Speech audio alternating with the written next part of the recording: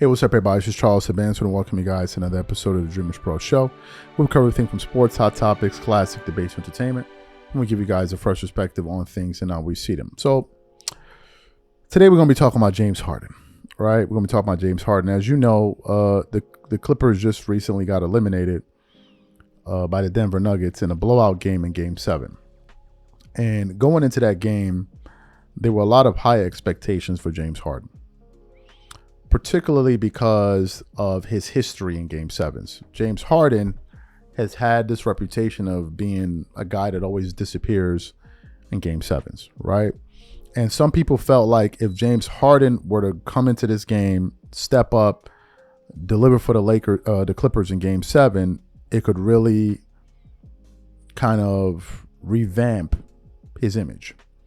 So they went into that game in Game 7, and the only player that seemed to show up that game was Kawhi Leonard. He was the only one that seemed to put up a fight. And James Harden in that game ended up finishing the game scoring 7 points on 2 of 8 shooting. 7 points. 7. And of course, the Clippers lost. I'm even hearing this morning that James Harden refused to speak to the media after the game because I'm assuming he was just absolutely embarrassed by his lackluster performance there in the playoffs. So this morning I was like, what are we going to talk about? So I asked Mitch, I'm like, Mitch, man, what do you got for me? So he sends me over this audio of Kobe Bryant when he had a sit down with Rachel Nichols and Tracy McGrady. And there was a part where he was talking about James Harden. And then I was like, okay, that's interesting. Then I opened up the Instagram. By the way, if you guys are not following us on Instagram, our handle is the same name as the channel, Dreamers Pro. And if you're not following me on Instagram, my handle is CTABANZ. Make sure you go follow me. And other people are sending me the same clip. So I'm like, well, okay, let's talk about it today. So I then quickly looked for the clip and I saw Kobe Bryant basically explaining how James Harden could never win a championship with his style of play. But before we even get into what Kobe had to say characterizing James Harden's game, today's video is brought to you by our sponsor, PrizePicks. PrizePicks is America's #1 daily fantasy sports with over 10 million members. PrizePicks makes it easy to get real money action on the sports and players you love. You pick more or less on at least 2 for a shot to win up to 100 times your cash. For example, this week on PrizePicks, I'm looking at the upcoming NBA schedule and selecting Stephen Curry for more than 29 points and Kevin Durant for more than 27 points and Anthony Davis for more than 12 rebounds and Luka Doncic for more than 8 assists. If you're like me and you like to play it safe, you'll love PrizePicks' new feature, Flex Plays. It's the safest way to play. You can still cash out even if your lineup isn't perfect. Plus, you can double your money even if one of your picks doesn't hit. On top of this, PrizePicks puts their members first, so all withdrawals are fast, safe, and secure. When my picks hit, I can get my money as quick as in 15 minutes. So download the PrizePicks app today and use code CLNS to get $50 instantly when you play $5. That's code CLNS on PrizePicks to get $50 instantly when you play $5. You don't even need to win to receive the $50 bonus. It's guaranteed.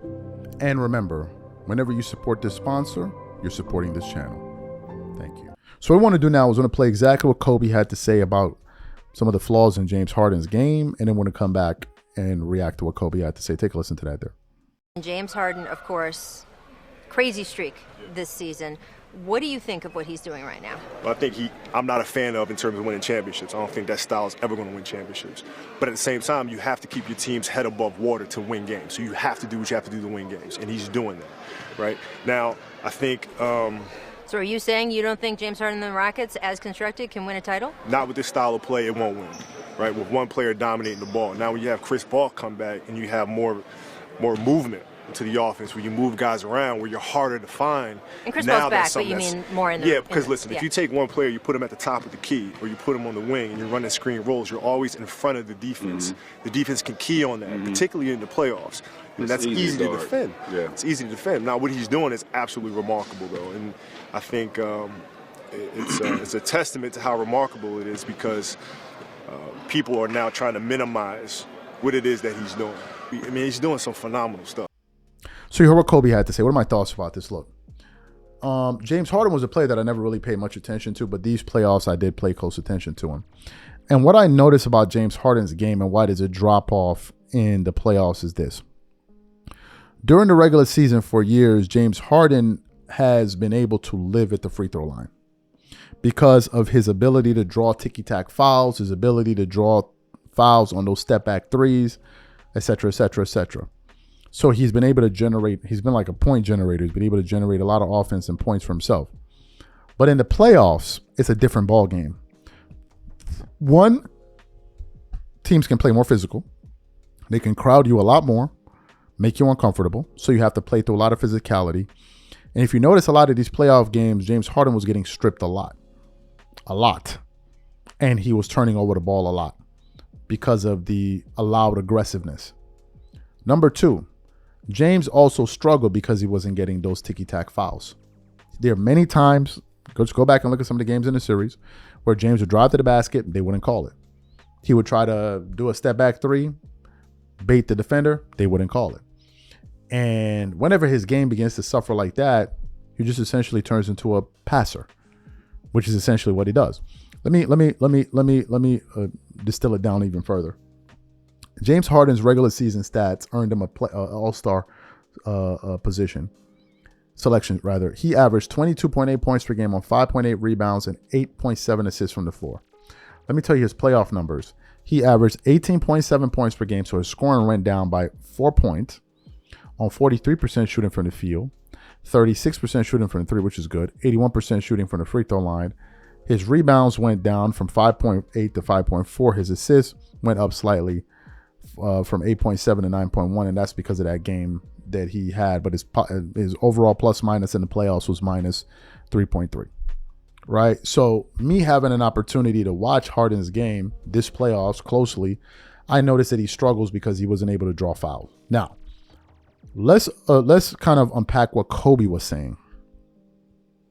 Kobe was saying that your style of play, where you're basically in front of the defense all the time, it makes it a little bit easier for you to guard, for them to key in on you. And when you're the focal point of the offense, they can just put all of their attention on you, right? This is true. Now, there are some players that have been able to beat that style of play. LeBron James comes to mind. LeBron, for the vast majority of his career, was the one running the show, and the defense was always keyed on him. But LeBron had some physical attributes that allowed him to deal with these things better. LeBron wouldn't settle for step-back threes. LeBron would put his shoulder into you and drive to the basket.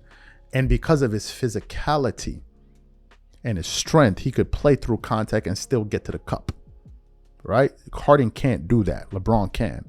LeBron can finish with contact, right? And won a lot, especially when he was younger, right? And because of his size and his ability to post, it's a totally different ball game. But I do understand what Kobe Bryant was saying. And look, so far, Harden hasn't been able to win a championship. And if I'm being honest with you, I don't see the Clippers winning a championship next season. I just don't, right? Which means that Kobe may ultimately end up being right about the fact that James Harden may never win a championship. These are my thoughts. Whatever you guys think, leave your thoughts in the comments, and we catch you on the next show. Peace.